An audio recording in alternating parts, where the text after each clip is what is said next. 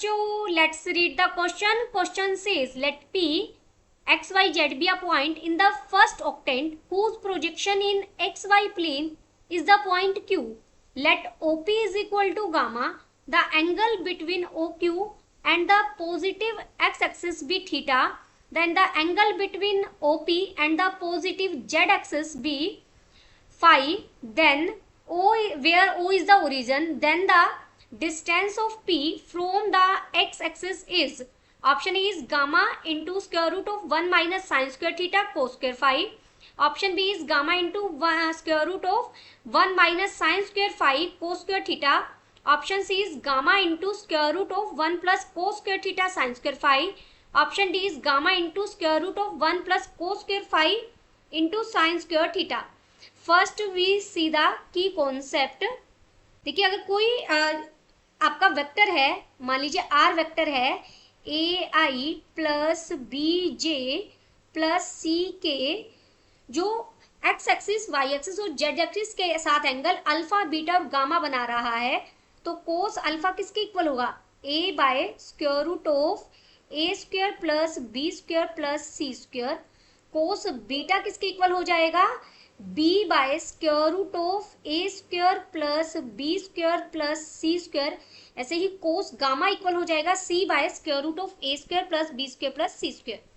अब हमें p x y z कोई पॉइंट गिवन है, गिवन पॉइंट है ये, और इसकी इमेज की बात, इसकी प्रोजेक्शन की बात की गई है. कहाँ पर प्रोजेक्शन डाली है हमने? एक्स वाई प्लेन में.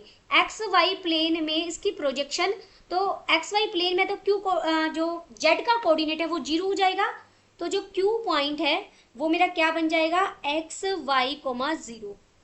तो ओपी क्या हो जाएगा? ओपी वेक्टर, ओपी वेक्टर है x i plus y j plus z k, और ओ क्यू वेक्टर क्या हो जाएगा? ओ क्यू वेक्टर की फॉर्म में लिखेंगे तो ये बन जाएगा x i plus y j, क्योंकि जेड कोऑर्डिनेट 0 हो गया तो ये नेक्स्ट 0 हो जाएगा.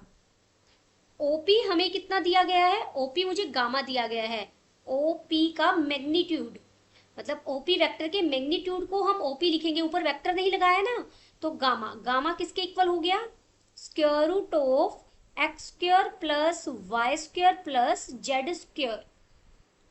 देयरफॉर यहां से आप गामा स्क्वायर निकाल सकते हैं. गामा स्क्वायर इक्वल हो जाएगा x square plus y square plus z square, और इसे मैंने इक्वेशन फर्स्ट कहा.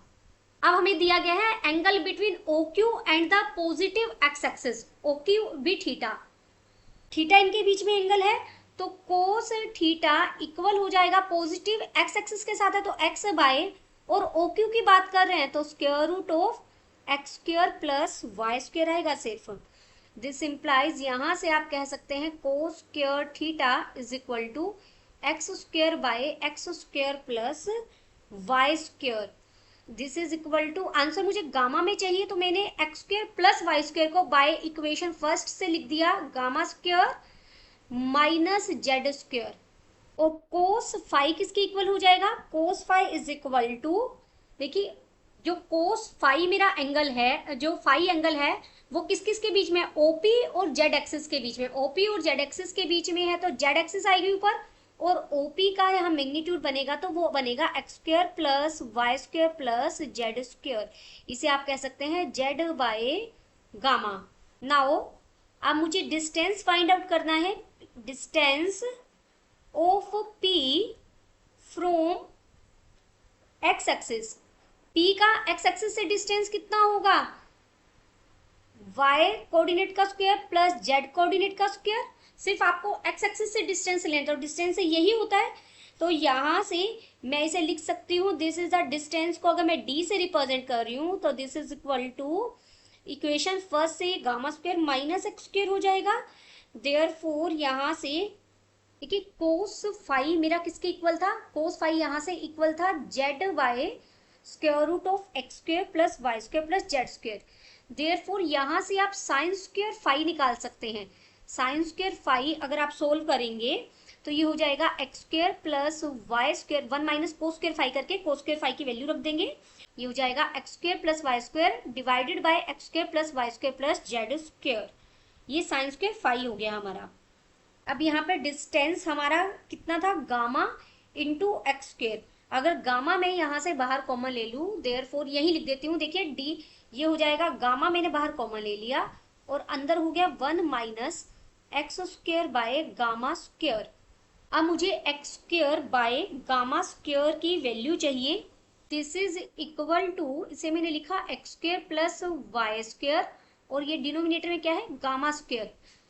तो यहाँ से x square plus y square equal हो जाएगा gamma square into sine square five. तो इसे मैं इक्वेशन सेकंड बोल देते हैं, जो ये ऊपर है। तो यहाँ से देखिए कोस स्क्वेयर थीटा मेरा इक्वल था, कोस स्क्वेयर थीटा यहाँ किसके इक्वल था, x square divided by x square plus y square from second लिख देते हैं यहाँ, फ्रॉम सेकेंड। तो ये बन जाएगा x square plus y square यानी gamma square sine square five. This implies x square by gamma square की वैल्यू हो जाएगी sine square five cos square theta. Therefore d distance हो जाएगा, गामा बाहर है और स्क्वेयर रूट के अंदर 1 minus sign square five cos square theta. Sign square five है और कोस स्क्वेयर थीटा है, तो कौन सा ऑप्शन हमारा करेक्ट होगा, ऑप्शन बी इज करेक्ट, क्योंकि साइन स्क्वेयर फाइव चाहिए और कोस स्क्वेयर थीटा चाहिए। Option B is correct. Hope you understood it well. Best of luck. Thank you.